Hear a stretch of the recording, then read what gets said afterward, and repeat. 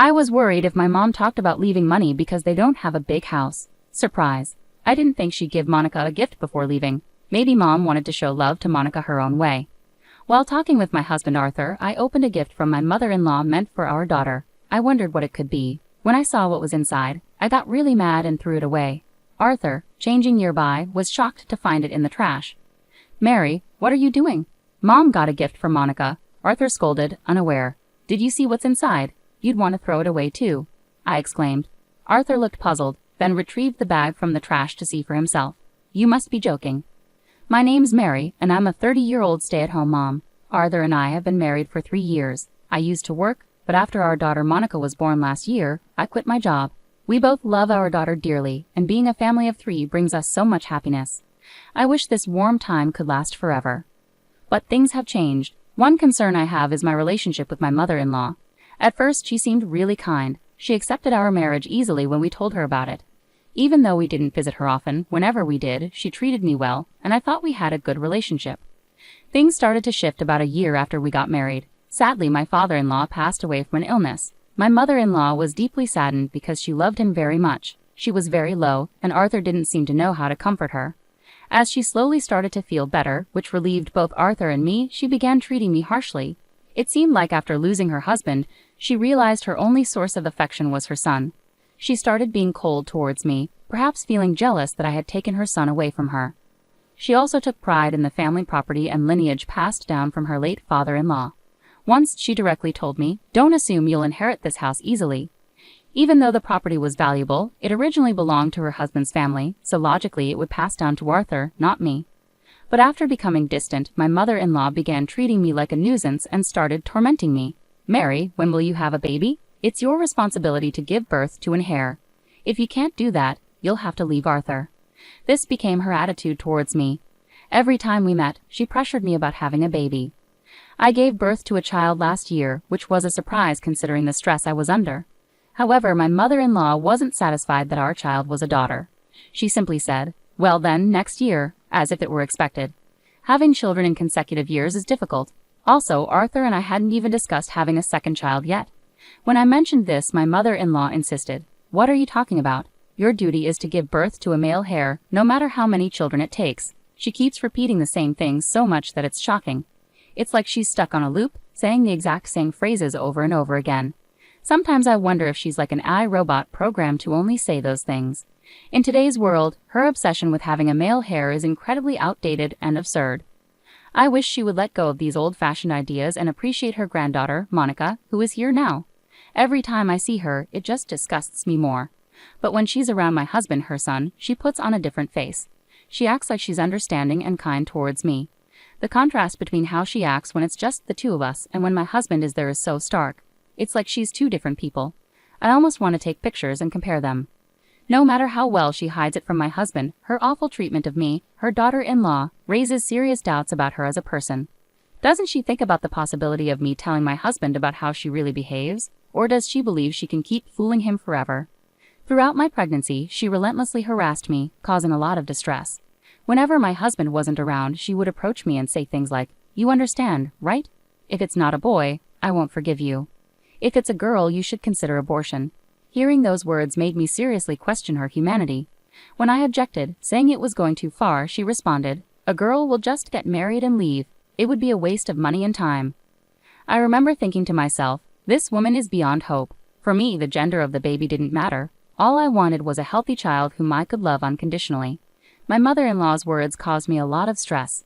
Each time she made these hurtful comments, I would respond vaguely, just trying to endure until the baby was born. When my mother-in-law found out the baby was a girl, her reaction was as awful as I had anticipated. It was then that her true, unpleasant nature, usually hidden from my husband, became evident. "Why did you have a girl? I've told you countless times to have a boy." That was the first thing my mother-in-law said when she visited the hospital and saw her granddaughter. My husband, completely unaware, seemed bewildered by her comment. My mother-in-law often visited our apartment when my husband wasn't around. She used to say, "I'm here to educate you as my daughter-in-law," but it felt more like she came to torment me under the guise of giving advice. Her so-called guidance was filled with sarcastic remarks. She'd say things like, "You really can't cook, can you? Aren't you embarrassed to make such awful food? Poor Arthur, maybe that's why you couldn't have a boy." These criticisms were baseless, but she always found ways to blame my homemaking skills for not giving birth to a son. She criticizes everything, even linking it to the idea of having a boy. My mother-in-law is always finding fault. I feel like everything I do is wrong and she insists I redo it. Her frequent visits with this attitude were really draining.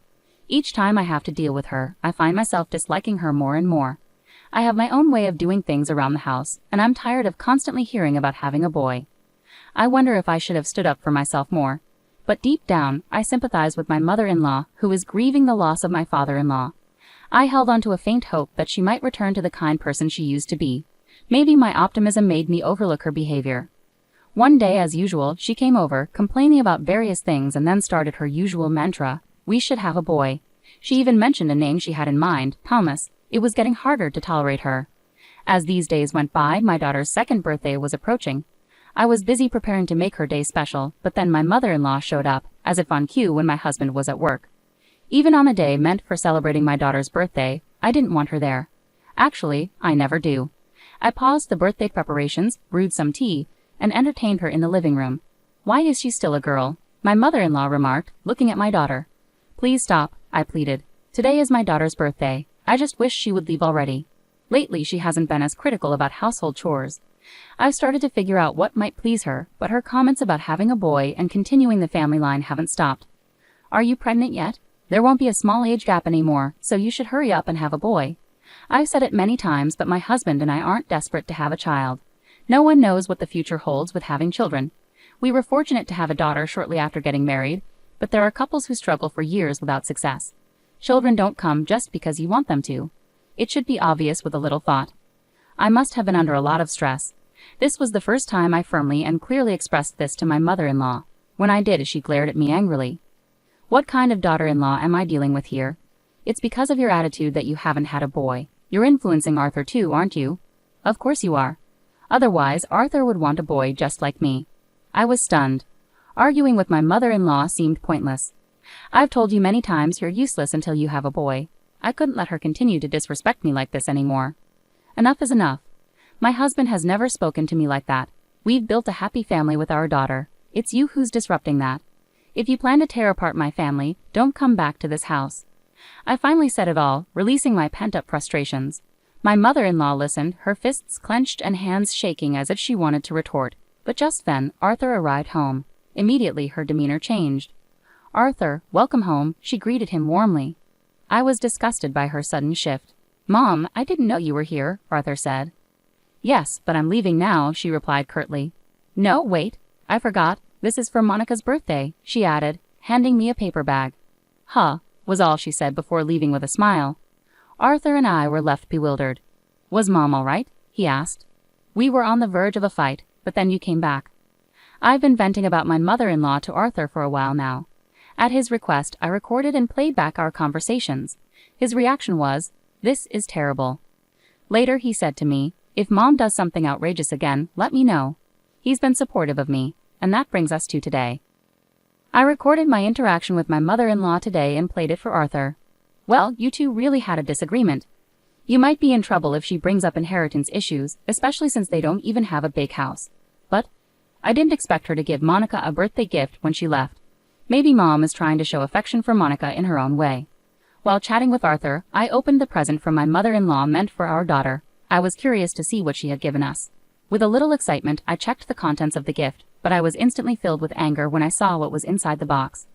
What on earth is this? I exclaimed in frustration and threw the gift into the trash. Arthur, who was changing clothes in the room, was surprised to see the gift in the trash. Mary, what are you doing? Mom went out of her way to buy a gift for Monica. That's too much, he scolded me, unaware of what had happened. I knew Arthur would understand once I explained. Did you see what's inside? You'd want to throw away this kind of gift too. It's unbelievable, I told him, frustrated. Arthur looked puzzled, then retrieved the paper bag from the trash and looked inside. You're kidding, right? He said in disbelief. The gift from my mother-in-law was beyond belief. One item was a stack of adoption papers, suggesting she wanted us to give up our daughter. The other was a virility drug, seemingly pushing us to try harder to have a boy. Even Arthur was shaken by her audacious actions. This is too much, he muttered quietly, pocketing the car keys and heading for the door. I followed Arthur, holding our daughter tightly. We drove straight to his parents' house, seething with anger. Neither of us spoke during the drive, but we shared the same intense emotions. Soon we arrive at his parents' house. Arthur opened the door without bothering to ring the bell and walked in. I followed him inside. In the living room, my mother-in-law was casually sipping tea. "Oh, you're here. Weren't you celebrating Monica's birthday?" Her nonchalant demeanor implied that the gift she gave was no big deal. In a tense voice, my husband asked, "Mom, what's the meaning of this gift you sent?" His voice was clearly filled with anger. Unfazed or perhaps unaware, my mother-in-law chuckled smugly. "I thought it was time to seriously consider having a son. You said you weren't planning for a second child, right?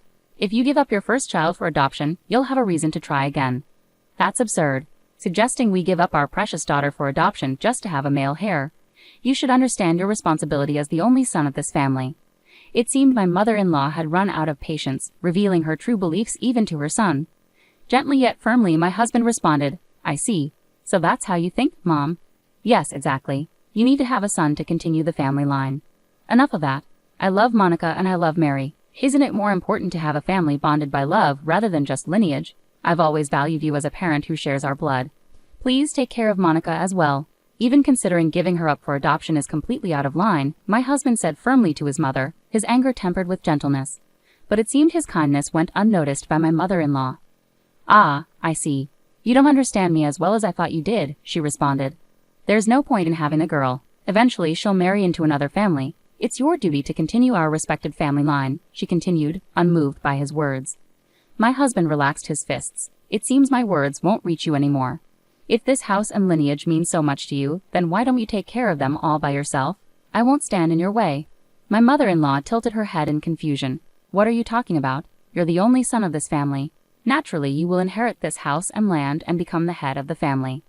My husband smiled slightly and said to her, "No, I refuse. I'm cutting ties with you and becoming part of Mary's family." "What?" My mother-in-law was taken aback by my husband's unexpected declaration of adoption. That's unacceptable. You have to inherit this house and have a son," she protested. "I'm tired of all of that. I can't forgive you anymore. You've crossed a line. You've gone too far," he replied firmly. "Reflect on your actions alone." "Arthur, wait." My mother-in-law bowed her head and tried to cling to my husband's leg. He gently shook off her hand, and we left her house together. Later, we explained everything to my parents, and my husband officially became an adopted son of my family. From that point on, my mother-in-law was no longer a part of our lives. According to what my husband heard through a relative, my mother-in-law was bedridden due to the shock of being abandoned by her only son. Despite this, I feel no pity or sympathy for her. She brought so much turmoil into our lives with her selfish actions. Afterward, my husband, our daughter, and I moved into a newly purchased home. Part of the reason was to avoid any further intrusion from my mother-in-law, but also because it felt like the right time for us to have our own place. Now the three of us live happily together in our beautiful new home. I'm grateful that my husband prioritized our family. Whatever challenges the future may bring, I know we'll face them together and continue to enjoy our daily lives.